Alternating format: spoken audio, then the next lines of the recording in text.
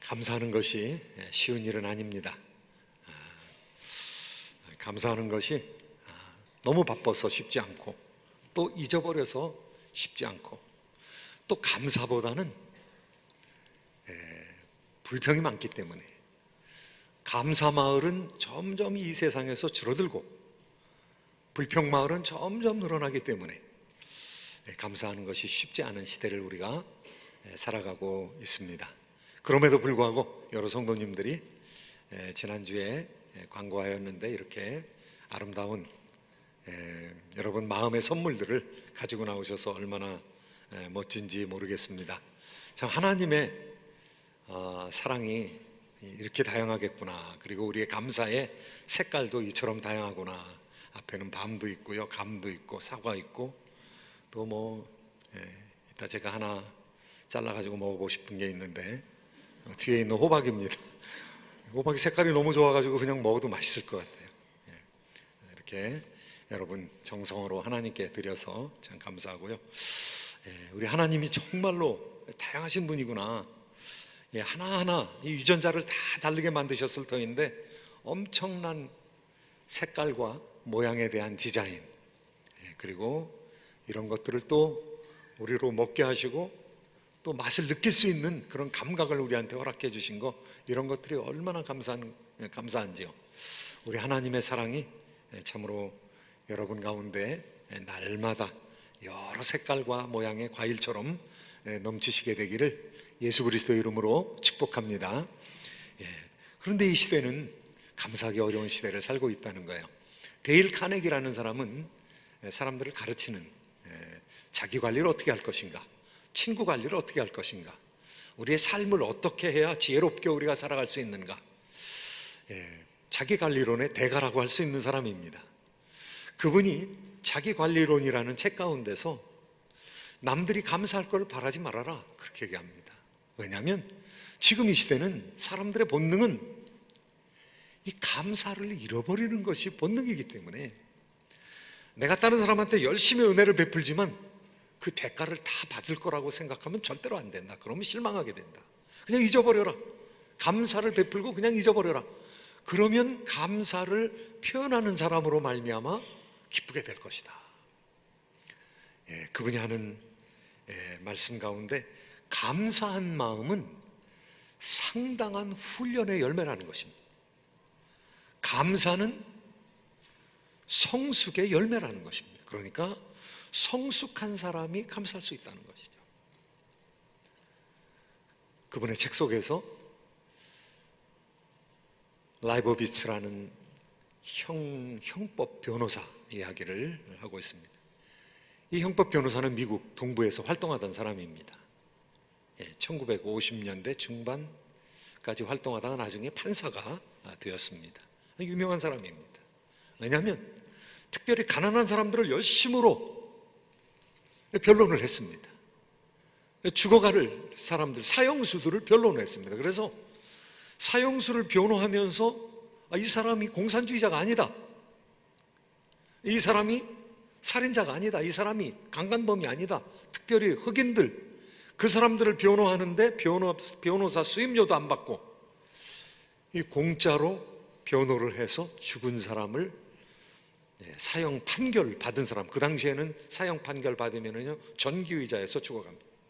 머리 다 깎고요, 여기다가 왁스를 바르고 전기 잘 통하게, 그리고 5만 볼트의 전력을 흘려가지고 순식간에 사람이 죽어지게 됩니다. 그런데 그 사람들 가운데서 78명을 구했어요. 사형수를 감형을 시켜서 무기로, 그 다음에 무죄라는 것이 판명될 수 있도록 훌륭하게 변호를 감당했던 사람입니다. 78명을 살려주었는데, 그들의 누명을 벗겨주었는데, 그 중에서 감사한 사람이 몇 명이었을 것 같습니까? 라이보비츠를 향해서 감사합니다, 생명을 살려주셔서 감사합니다, 은혜를 베풀어 주셔서 감사합니다, 누명을 벗겨주셔서 감사합니다, 한 명도 없었다는 거예요. 참 놀라운 이야기죠. 기적이죠, 이런 게. 거의 한 명도, 죽다가 살아났는데도 한 명도 감사함을 표하지를 않더라는 거예요. 그건 감사를 안 하는 것이 이게 일상이다 이렇게 생각하시면 딱 맞습니다. 우리가 하나님을 향해서도 마찬가지입니다. 우리가 하나님께서 하신 모든 일들의 0.001%라도 제대로 감사하면 우리가 효자신자 될 겁니다. 부모님께서 해주신 일의 10%만 우리가 기억하고 감사해도 효자 효녀가 될 것입니다. 보통 다 잊어버린다는 것이죠. 불평 안 하면 다행입니다. 예수님께서도 문둥병 환자를 10명을 한꺼번에 고치셨습니다. 이 사람들이 제사장한테 몸을 보이러 가다가 났습니다. 그런데 한 사람은 돌아왔습니다. 돌아와가지고 예수님에게 감사하다고 고백을 합니다. 감사를 표현하니까 나은 사람 9명은 어디 있느냐? 예수님께서 그렇게 말씀하십니다. 예수님께서 감사를 받고 싶어 하셔서 그렇겠습니까? 아닙니다. 그 사람들의 영혼을 귀하게 생각했기 때문에 그렇습니다. 그런데 돌아온 사람 딱 한 사람, 그 사람이 그 당시에는 개처럼 여기는 혼혈이 됐기 때문에 민족 정통성을 부여할 수 없는 사마리아 사람이었습니다. 사마리아 사람만이 하나님 앞에서, 예수님 앞에 와서 감사를 했던 것이죠. 예수님께서 정말 중요한 선물을 주십니다. 내가 구원받았다. 이 구원을 선포해 주십니다. 문둥병 난 것은 기껏 누려야 50년, 그런데 영혼을 누리는 놀라운 선물을 받았던 것이죠.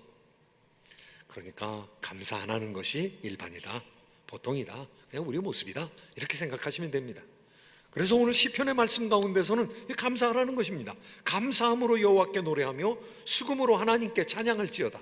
이 찬양하는 것이 마땅한 것이라고 그렇게 가르치고 있습니다. 하나님께 왜 감사를 해야 되나? 오늘 혹시 감사의 제목을 잃어버리고 너무 바빠가지고 그냥 오늘 아침에 나올 때까지 그냥 허겁지겁 헐레벌떡 나온, 그래서 감사할 마음이 정리되지도 않은 저희들을 위해서 하나님께서 말씀하시는데요, 우리 하나님께서 하나님 백성들을 회복시키시는 하나님이라는 거예요. 불경계에서 회복시키는, 마음의 상처에서 회복시키는, 깨어진 인간관계 갈등에서 회복시키시는, 이 회복시키시는 하나님이기 때문에 감사해야 된다. 그러면서 구체적으로 말씀하십니다. 어떻게 회복시키느냐? 하나님은 치유자라는 것이죠. God the healer. 하나님께서 치유자라는 것이죠. 1, 2, 3절을 통해서 하시는 말씀이 여기 있습니다. 1, 2, 3절 말씀 한번 같이 읽어보시도록 하겠습니다. 함께 읽습니다. 시작. 할렐루야. 우리 하나님을 찬양하는 일이 선하며 찬송하는 일이 아름답고 마땅하도다. 여호와께서 예루살렘을 세우시며 이스라엘의 흩어진 자들을 모으시며 상심한 자들을 고치시며 그들의 상처를 싸매시는도다. 하나님을 찬양해야 되는데, 할렐루야 해야 되는데, 찬송하면서 나가야 되는 이유가 무엇인가? 하나님께서 예루살렘을 세우신다는 거예요. 그럼 예루살렘이 무너졌었는가? 예, 무너졌다는 거죠. 예루살렘이 훼손되었다는 것이죠. 거기 살던 사람들이 다 포로로 쫓겨갔다는 것이죠. 바벨론으로 들어갔다는 것이죠. 거기 있는 사람들이 70년 동안 고생했다는 것이죠. 하나님께서 베풀어 주신 민족적인 기적이 두 가지가 있습니다. 뭐 많은 기적을 베풀어 주셨지만은요, 아주 원형적인 사건 두 가지가 있는데요, 첫 번째는요, 이스라엘 백성들이 이집트에서 해방된 것입니다. 이것은 구원의 원형적인 사건이죠. 그런데 또 까마귀 얘기를 하십니다. 8절 말씀, 9절 말씀 함께 읽으시도록 하겠습니다. 8절 말씀, 9절 말씀 함께 읽습니다. 시작. 그가 구름으로 하늘을 덮으시며 땅을 위하여 비를 준비하시며 산에 풀이 자라게 하시며 들짐승과 우는 까마귀 새끼에게 먹을 것을 주시는도다. 하나님 백성 얘기하면서 왜 까마귀 얘기하겠습니까? 이게 까마귀 얘기겠습니까? 이것이 구름 얘기겠습니까? 이것이 들짐승 얘기겠습니까? 아니죠. 하나님께서 하나님의 백성들을 얼마나 사랑하시는가를 이야기하기 위해서 까마귀 새끼까지 먹이신다는 것입니다. 까마귀 새끼의 울음소리를 하나님께서 들으신다는 것이죠. 우리의 한숨을 하나님께서 아신다는 것이죠. 우리의 아픔을 하나님께서 감응하신다는 것이죠. 우리의 어려움을 감찰하신다는 것이죠. 우리의 필요한 것을 공급하신다는 것이죠. 그런데 하나님께서 공급하시는 놀라운 역사는요, 우리에게 구원을 베풀어 주실 뿐만 아니라 common grace, 일반 은총을 허락해 주십니다. 하나님의 은총은 두 가지로 나눌 수 있습니다. special grace, common grace. 하나는 특별 은총, 하나는 일반 은총입니다. 일반 은총은요, 믿는 사람에게나 믿지 않는 사람에게 동일하게 주시는 은총입니다. 특별 은총은 구원의 은총입니다. 구원의 은총은 믿는 사람에게만 주시죠. 그런데 일반 은총은 모든 사람에게 주십니다. 까마귀에게도 주시고요, 들짐승에게도 주시고요, 모든 동물, 식물에게도 주시고요, 심지어는 악인들에게도 주시는 것이죠. 하나님께서 악인들에게 너는 악인이니까 비 올 때 그 악인 마을, 불평 마을만 다 빼놓고 다 비와라, 이렇게 하시지 않죠. 감사 마을, 악인 마을, 불평 마을 다 상관없습니다. 그냥 하나님께서 선인과 악인에게 비를 주시는 것입니다. 식량을 주시는 것입니다. 하나님께서 그 섬세한 마음으로 지혜를 주시는 것입니다. 하나님의 백성들은 더더욱 하나님께서 얼마나 많은 관심을 가지고 돌아보시겠습니까? 그런데 우리가 하나님의 놀라운 사랑에 대해서 충분히 표현을 하느냐, 충분히 감사하느냐? 그렇지 않다는 것이죠. 인류의 6,000년의 역사는 배은망덕의 역사라는 것이죠. 하나님의 은혜를 잊어버리는 역사였다는 것이죠. 우리들의 역사는 부모님의 그 좋은 사랑과 또 교육을 잊어버리는 역사였다는 것이죠. 그게 인류 역사고, 그것이 신자들의 모습이라고 해도 과언이 아닙니다. 다 잊어버리죠.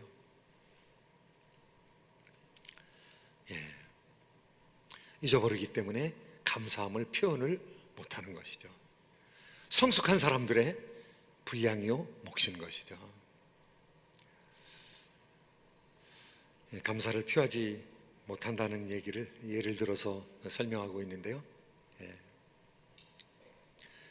이 데일 카네기는 인생학을 가르치는 사람이지만은요, 강철왕 앤드류 카네기라는 사람이 있습니다. 근데 그 사람이 주변에 있는 친척들한테 돈을 나눠서 너무 부자니까 그 당시의 돈으로 100만 불을 친척에게 주었습니다. 여러 사람에게 주었겠죠. 100만 불을, 여러분, 내가 한 일이 하나도 없는데 내가 그냥 친척이라는 것 때문에 100만 불을 받으시면 여러분 기분이 어떻겠습니까? 좋죠, 그죠? 100만 불 받으면 좋죠. 지금 100만 불, 그 당시에 데일 카네기가 상속할 때 100만 불은 지금은 수백만 불, 한 1,000만 불은 되는 돈일 겁니다. 이 굉장한 돈이죠. 감사하죠. 그런데 이 강철왕 앤드류 카네기가 5년 후에 이 땅에 내려와서 그 친척들을 보았다면 괜히 줬다라고 생각할지도 모른다는 겁니다. 왜냐하면 이 사람들이 불평을 한다는 거예요. 왜 불평하느냐 하면 카네기가 그 당시에 3억 불이나 되는 돈을 사회로 그냥 환원시켰거든요. 자기 전 재산을 사회에다 환원시켰거든요. 그러니까 한 1년, 2년은 고마울지 모르겠습니다. 그런데 그렇게 생각한다는 거예요. 실제로 받은 사람들이 그렇게 생각한다는 거예요. 아니, 3억 불을 사회에 환원시키면서 왜 나는 100만 불밖에 안 주는 거야? 이렇게 생각한다는 거예요. 근데 이게 남의 얘기입니까? 우리 부모님들이 혹시 우리에게 상속할 것이 있어가지고 우리에게 상속한다면 그 상속에 대해서 우리가 고마운 마음을 가져야 될 터인데, 그렇습니까? 상속한 것이 많을수록 문제가 더 생깁니다. 안 준다 이래도 사실은 뭐라고 얘기할 수 없습니다. 뭐 부모님께서 주고 안 주고 부모님 자유니까요. 그런데 재산을 많이 가지고 있는 사람들이 이 상속 문제를 해결해 놓지 않으면요, 이 자식들끼리 싸움이 일어납니다. 문제가 생깁니다. 큰일이죠. 이 부모님 마음 아프게 하는 그런 일들이 생기는 것입니다. 그래서 싸우는 겁니다. 저희 가족은 참 감사할 제목이 많은데 그 중에 감사할 제목은 아버님께서 별로 남겨놓은 것이 없어가지고 얼마나 감사한지 몰라요. 싸울 것이 없어요. 싸울 것이. 부모님이 사시던 아파트는 그냥 동생이 가졌습니다. 왜냐하면 부모님을 모셨으니까 당연히 가져야죠. 당연히 가져요. 거기에 대해서 뭐 얘기할 필요가 없습니다. 그리고 남은 것이 부모님 무덤이 있는, 조상들의 무덤이 있는 선산인데, 이 선산을 뭐 어떻게 그 선산 팔아먹겠다고 싸우겠습니까? 동생하고 합의를 했습니다. 원래 뭐 동생이 다 가져도 저는 불평이 없습니다. 그런데 동생이 저한테 상의하기를, 형, 4대 4대 2로 나누지. 이제 누님이 계시니까요. 4대 4대 2로 나누지. 40% 40% 20%. 그래서 그렇게 하자. 야, 좋다. 그렇게 하자. 그리고 우리 이거 팔지 말자. 왜냐하면 조상들의 무덤이 있는 것인데 우리가 조상 무덤 팔아가지고 우리가 뭐 부자 되겠냐? 부끄러운 일이니까 이거 팔지 말자. 그리고 지분만 40, 40, 20 이렇게 나누었습니다. 누님도 이제 등기를 하기 위해서 제가 올해 나갔을 때 이제 모였습니다. 그런데 갑자기 등기를 하기 직전에 누님이, 야, 그래도 내가 가진 게 한 3,000평은 돼야 되지 않겠냐? 이렇게 말씀하시는 거예요. 근데 3,000평이 얼마인지도 전 잘 모르겠고, 20%면 3,000평이 안 된다는 거예요. 26%는 가져야 된다 이거예요. 그럼 동생하고 또 상의를 했습니다. 그러면 나 3%, 너 3% 빼가지고 그럼 37%, 37%, 26%. 이거 뭐 팔 것도 아닌데. 뭐 그렇게 그럼 조정을 했습니다. 동생이 오랫동안 토지세 다 내고. 그거 가지고 뭐 싸울 게 없는 거죠. 조상으로부터 받은 건데 그거 가지고 뭐 그것이 뭐 팔려가지고 나가면은 뭐 분배를 해야 되겠지만은 조상 묘소가 있는 것을 팔 수는 없는 일이고요. 이 재산 가지고 이 싸움을 피하는 거, 이게 참 조마조마. 이 돈 앞에서 형제 의도 다 끊어버리고 싸우고, 부모님 보시기에도 합당한 일을 못하면 이게 참 부모님이 얼마나 가슴이 아프시겠습니까? 뭐 다 돌아가셔서 가슴 아플 일도 없지만은 천국에 가면, 야, 너 목사가 돼가지고 야 그것도 하나 해결 못하고 이렇게 올라왔냐? 그러면 뭐라고 하겠습니까? 이 재산 앞에서 정말 좋은 가치, 기독교적인 가치, 또 형제사랑의 가치, 이런 것들을 지켜나가기가 너무 힘든 것이죠. 그러니까 좋은 일로 인해서 재판하는 데까지 가게 됩니다. 좀 제가 장인어른한테도 이제 은혜를 입었는데요. 장인어른이 아주 꼼꼼하게 재산 관리를 잘 하시면서 살아오셨던 분입니다. 뭐 장인어른이 상속하는 거에 대해서는 제가 사실 전혀 관심이 없었습니다. 아내를 잘 길러가지고 저한테 그냥 척 바쳤으니 얼마나 고마운 일입니까? 그래서 장인어른이 뭐 이제 재산 다 정리하고 돌아가시기 전에 90%는 아들에게 이제 주고 10% 가지고 딸들한테 조금씩 상속을 했습니다. 저는 얼마나 감사한지 몰라요. 안 줘도 고만인데 제가 콘도를 사가지고 이사할 수 있도록 다운페이 할 거를 주셨으니까 얼마나 감사합니까? 그거 뭐 똑같이 나눠 가져야 된다고 우리가 어떻게 얘기하겠습니까? 저 때문에, 저희 아내 때문에 우리 장인어른이 신앙을 가지게 됐는데 또 우리에게 베풀어 주신 것, 마음으로 또 물심양면으로 베풀어 주신 것이 많은데 그것 때문에 걱정을 끼치면 어떻게 하겠습니까? 그런데 사람들이 그렇지 않다는 것이죠. 재산 문제가 생기면, 돈 문제가 생기면 옛날 거 싹 잊어버린다는 것이, 망각한다는 것입니다. 감사했던 거 다 망각한다는 것입니다. 그렇게 싸운다는 것입니다. 재판까지 간다는 것입니다. 결국 부모를 이기려고 한다는 것이죠. 안타까운 노릇이죠. 감사할 것이 넘치는데 이미 받은 것은 다 잊어버리고 새 것 때문에 싸우게 된다는 것입니다. 하나님은 어떠한 분이십니까? 하나님 공평하신 분이시죠. 그리고 우리에게 필요한 것을 공급하실 뿐만 아니라 심지어는 작게 준다 하더라도 하나님의 의도가 있다는 것입니다. 고생을 시킨다 하더라도 하나님의 의도가 있다는 것입니다. 심지어는 재물을 안 준다 하더라도 하나님의 의도가 있다는 것입니다. 여러분, 아브라함이 이삭을 낳고 이삭이 야곱을 낳았습니다. 그런데요, 이삭은 그래도 재물을 받았지만은요, 야곱은 아버지 이삭으로부터 재물 하나도 못 받았습니다. 그런데 하나님의 의도가 있으면은요, 그렇게 바닥을 치게도 하셨다가 하나님께서 필요한 것을 공급해 주시는 것입니다. 야곱은 자수성가한 사람입니다. 하나님 은혜로 말미암아 거부가 된 사람입니다.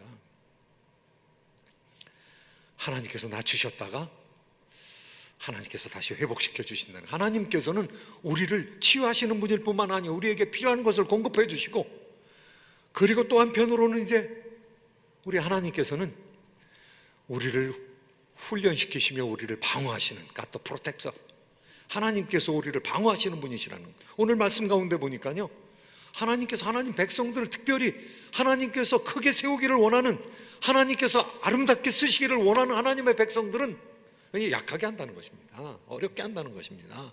시험과 고통을 주신다는 것입니다. 그래서 시험과 고통 중에 하나님을 깨닫고 일어서게 한다는 것입니다.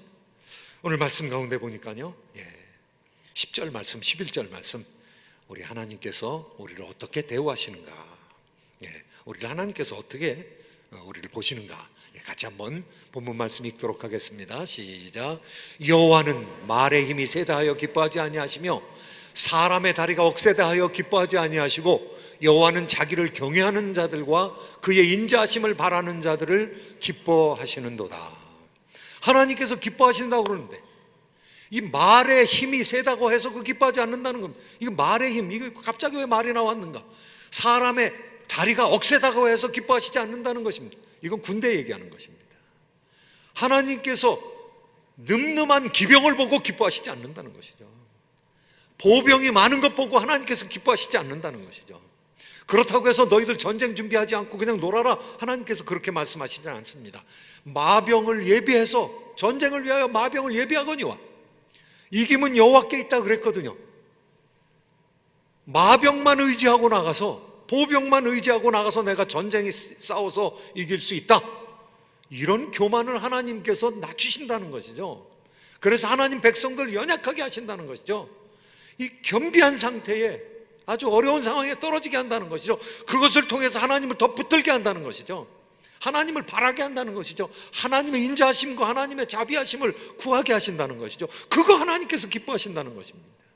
그러니까 이 세상의 전쟁의 역사를 보면은요, 마병을 많이 갖고 보병을 많이 가졌다고 해서 이기는 것이 아닙니다. 이 세상 전쟁의 역사가 아주 약한 군대, 그야말로 부족한 것 같은 그런 사람들과 공동체를 통해서 하나님께서 이기시는 것이죠. 그러므로 말미암아 하나님을 의뢰하게 만든, 자기 힘을 의뢰하는 것이 아니라 하나님을 의뢰하게 만드는 것이죠.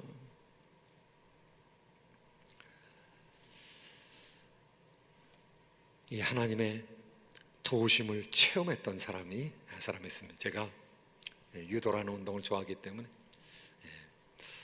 올림픽에 유도 선수들이 나오면 이제 자세히 봅니다. 무슨 기술로 어떻게 이기는가.